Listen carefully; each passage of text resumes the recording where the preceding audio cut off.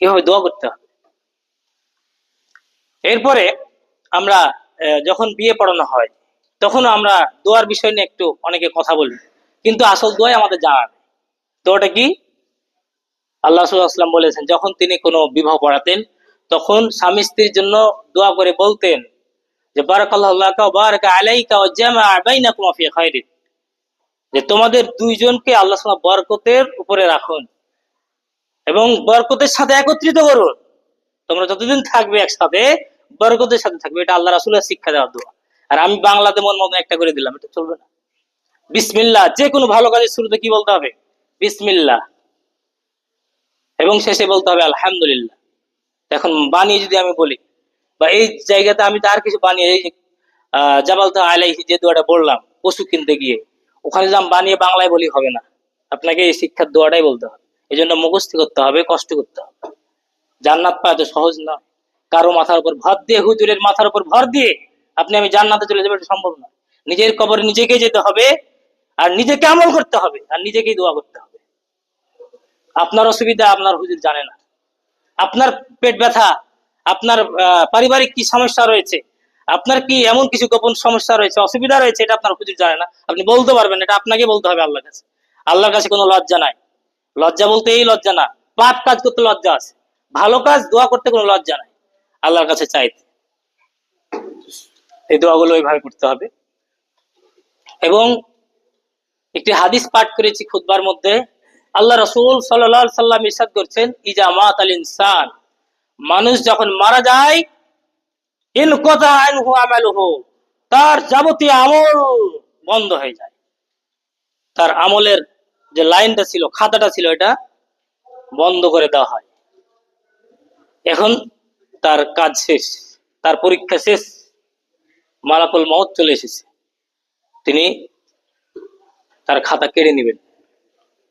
তবে তার খাতা কেড়ে নিতে পারে, তবে তার ইল্লা মিন সালাসা, তিনটা পদ্ধতি আছে বা তিনটা রাস্তা আছে, চারটা নয়, দুইটাও না, তিনটা। আপনি চতুর্থ পদ্ধতি বানাতে পারবেন না, মন গড়া। ইল্লা মিন সালাসা, যদি থাকতো ইসলাম পরিপূর্ণ, বলে দেওয়া হয়েছে তিনটা আছে, তিনটার বেশি হবে না।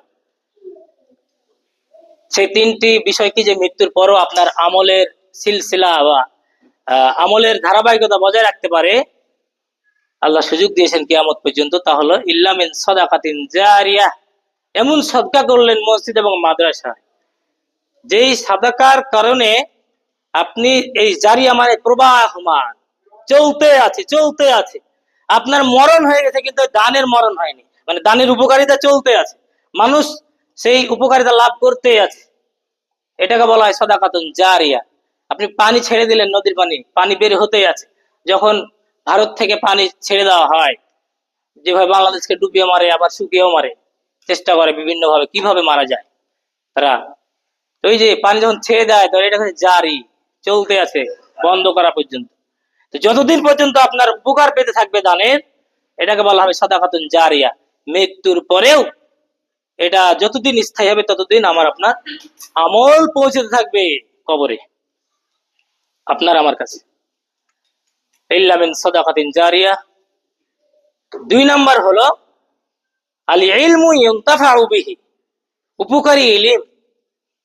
উপকারী ইলম বলা হয় যে ইলম আপনি শিক্ষা দিয়েছেন সন্তানকে, আপনি নিজে শিক্ষা অর্জন করেছেন, এই শিক্ষা অর্জন করে আপনি হয়তো মারা গেছেন, ইলম অর্জন, মানুষকে কোরআন শিক্ষা দিয়েছেন, হাদিস শিক্ষা দিয়েছেন, বা সমাজের উপকার হবে এমন কিছু পদ্ধতি সিস্টেম সমাজে চালু করেছেন, যা কিছু মানবতার উপকারের কাজ করেছেন, এমন কাজ করে যদি আপনি মারা যান, সমাজে শান্তি প্রতিষ্ঠা করেছেন, মানে আপনার মাধ্যমে মনে করেন যে এই সমাজে বিশৃঙ্খল হয়ে আছে, এই সমাজটাকে আপনি যেভাবেই হোক সুন্দর করলেন, এটাকে কিভাবে সুন্দর করা যায় অগ্র ভূমিকা পালন করলেন। আপনি মারা যাওয়ার পরেও এই যতদিন পর্যন্ত সমাজ ঠিক থাকবে, এই গ্রাম ঠিক থাকবে আপনার আপনার এই প্রতিষ্ঠায়, ততদিন পর্যন্ত আপনি মৃত্যুর পরেও সওয়াব পেতে থাকবেন। ইসালে সওয়াব বলা হয় এটা। সম্মানিত লাগবে না, সম্মানিত উপস্থিতি, এই আল ইলমু ইউনতাফাউ বিহি, কোরআন শিক্ষা। আপনি কোরআন শিখেছেন এবং নিজ সন্তানকে বা কোনো ছাত্রকে শিক্ষা দিয়েছেন আল্লাহর জন্য। যারা আল্লাহর জন্য কাজ করবে তাদের কাজটা হবে ভালো, ওই কাজ থেকে ফল পাওয়া যায়। আপনি কাজ করেও ফল পাচ্ছেন না। আজকে মানে অনেক কিছু হচ্ছে সমাজে দেশে, কিন্তু সুফল নাই। মাদ্রাসা মসজিদ মেলা মক্তব আছে, কিন্তু কেউ কোরআন শিখতে পারে না। কাজটা আল্লাহর জন্য হয়নি, এই জন্য শিখতে পারছে না। যখন হবে এটা আল্লাহর জন্য, তখন ওই আমানত মনে করে ওটাকে করবে এবং সে ভালো করে করবে, আর সেটার ফল পাবে এবং পরকালেও তার ফল পাবে। আল ইলমু ইউনতাফাউ বিহি, যদি উপকারী ইলম কোরআন শিক্ষা দিয়ে যান বা যে কোনো সামাজিক রাষ্ট্রের উপকারের জন্য ভালো কিছু করে যান, মৃত্যুর পরেও আপনি এটার ইসালে সওয়াব কবরে পেতে থাকবেন, আমি পেতে থাকবো। তৃতীয় বিষয় হচ্ছে, 3 নাম্বারটা খেয়াল করবেন, এটা সবচেয়ে গুরুত্বপূর্ণ। ওয়ালাদুন সালেহ আও ওয়ালাদুন সালেহ ইয়াদউ লাহু, বলা হয়েছে হতে হবে ওয়ালাদুন সালেহ। 3 নম্বর হচ্ছে নেক সন্তান। নেক সন্তান নামাজি হয়, নেক সন্তান আপনার জন্য দোয়া করে, মানুষের আত্মসাৎ করে না, ভাই বোনের সম্পদ মেরে খায় না, ভুল বিচার করে না, পক্ষপাতিত্ব করে না। নেক সন্তান একবারে নেক যাকে বলে তেমনি, হারাম খায় না। দেখা গেল কিছুদিন আগে যে একজন ব্যক্তি মানে গাড়িতে মনে করেন যে রেখে চলে এসছে, তার মোবাইল, টাকা পয়সা আছে, ব্যাগ আছে, সব রেখে দিয়েছে। আমি এটা খবর পেলাম, রেখে দিয়েছে, চলে এসছে। তো গাড়িওয়ালা আবার ফিরে এসে বাড়িতে দিয়ে গেছে। তাই বলছে যে কেমন এরা হচ্ছে নেই, তুই এমনি মেরে নিতে পারত ওর মধ্যে যদি ইচ্ছা থাকে। এরকম হতে হবে সকল বিষয়ে। বলা হয়নি ওয়ালাদুন ইমাম, যে ইমাম দোয়া করে ইয়াদউ লাহু, ইমাম দোয়া করবে কাজ হয়ে যাবে, বলা হয়নি। বা ওয়ালাদুন বা ইয়াদউ লাহু আও আও ইমামুন ইয়াদউ লাহু, হাদিসে কিন্তু এই কথা বলা হয়নি যে তোমার মসজিদের হুজুর দোয়া করবে তোমার কাজ হয়ে যাবে, এই কথা বলা হয়নি। ওয়ালাদুন সালেহ, তোমার নেক সন্তান হতে হবে। সন্তান যদি বাটপার, নেশাখোর এবং মদখোর, আর সে সমাজের বিশৃঙ্খলাকারী আর বেনামাজি যদি হয়, তাহলে এই সন্তানের কোনো কিছুই কাজে লাগবে না আপনার, কারণ আপনি একে শাসন করেননি। অথচ মানুষের ঠিকই মানুষের ব্যাপারে অনেক কথাই বলে বেড়াইছেন, কিন্তু নিজের সন্তানের ব্যাপারে ভ্রুক্ষেপ করেননি, মাদ্রাসার শিক্ষা দেননি, কোরআনের শিক্ষা দেননি, হাদিসের শিক্ষা দেননি।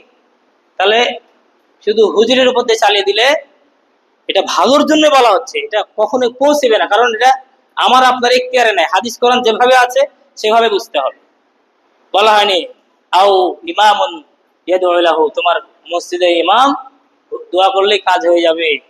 বলা হয়নি তোমার হুজুর, তোমার কোন বড় মাওলানা, তোমার পীর, তোমার বুজুর্গ মাজারে দান করলে তোমার কাজ হয়ে যাবে, বলা হয়নি। সন্তান থাকতে হবে, এমন সন্তান তৈরি করতে হবে যে সন্তান আপনার জন্য দোয়া করবে, যে সন্তান ভালো ভালো কাজ করবে। ওয়ালাদুন সালেহ ইয়াদউ লাহু। এই প্রেক্ষিতে আমি ব্যক্তিগতভাবে, যে এখানে একটা গণশিক্ষা চালু হয়েছে, আপনারা জানেন, অবগত আছেন। এই গণশিক্ষার আমি প্রতিজ্ঞাবদ্ধ হয়েছি যে এই গণশিক্ষার মাধ্যমে আমি কিছু কিছু বিষয় নিজে মানে বাচ্চা যেগুলো ছেলে বাচ্চা আছে, মেয়েদেরকে তো এটা হবে না সবকিছুই, জানাজার যে নিয়মগুলো আছে, দাফন কাফন, জানাজার দোয়া, জানাজার পদ্ধতি, এমনকি বিয়ে পড়ার পদ্ধতি, খুতবার নিয়ম, এগুলো ইনশাল্লাহ সময় সাপেক্ষে সবগুলো শিখিয়ে দেবো, যাতে আপনার এই সন্তানগুলো এই হুজুরের পিছনে দৌড়াদৌড়ি করে। আরে মুসলমানকে তো এরকমই হতে হবে যে সে যে কোনো সময় সে জায়গা পূরণ করতে পারবে। এই জন্য, আর এটা আমাদের দায়িত্ব যে সন্তানগুলো অবশ্যই মানুষ করতে হবে। আপনার সন্তান আপনার জন্য যেরকম ব্যথা, যে ব্যথা নিয়ে, যে আবেগ নিয়ে, যে ভালোবাসা নিয়ে দোয়া করবে, আপনার হুজুর করতে পারবে না, অসম্ভব।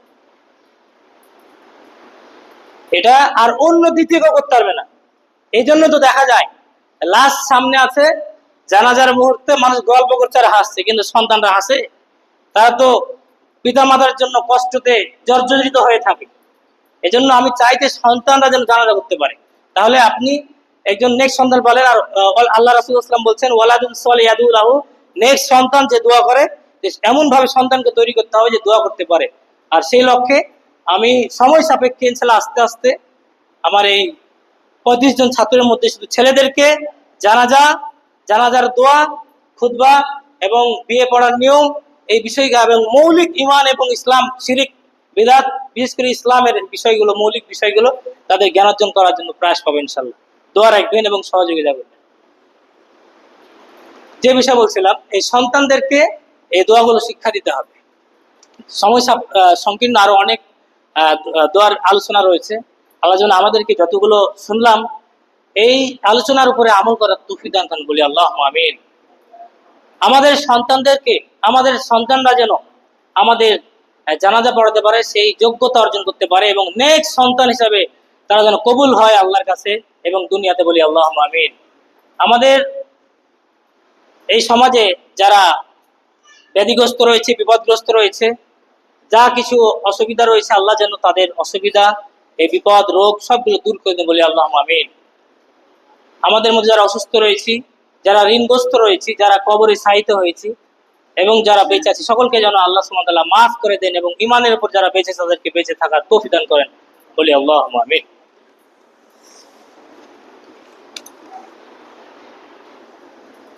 আলহামদুলিল্লাহ ওয়াহদাহু ওয়াসসালাতু ওয়াসসালাম আলা রাসূলিল্লাহ ওয়া আলা আলিহি ওয়া সাহবিহি আজমাইন, আম্মা বা'দ।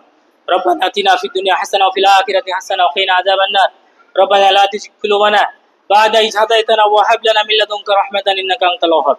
আল্লাহুম্মা ইগফির লানা ওয়া লিল মুমিনিনা ওয়াল মুমিনাত ওয়াল মুসলিমিনা ওয়াল মুসলিমাত ওয়া আলিফ বাইনা কুলুবিহিম ওয়া আসলিহ যাতা বাইনিহিম ওয়ানসুরহুম আলা আদুবিকা আদুবিহিম। আল্লাহুম্মা আনিল কাফারাতাল্লাযিনা ইয়াসুদ্দুনা আন সাবিলিক ওয়া ইউকাযযিবুনা রাসূলাক ওয়া ইকাতিলুনা আউলিয়াক। আল্লাহুম্মা খালিফ বাইনা কালিমাতিহিম وزلزل أقدامهم وأنزل بهم بأسك الذي لا ترد عن القوم المجرمين. سبحان ربك رب العزة عما يصفون وسلام على المرسلين والحمد لله رب العالمين. سبحانك اللهم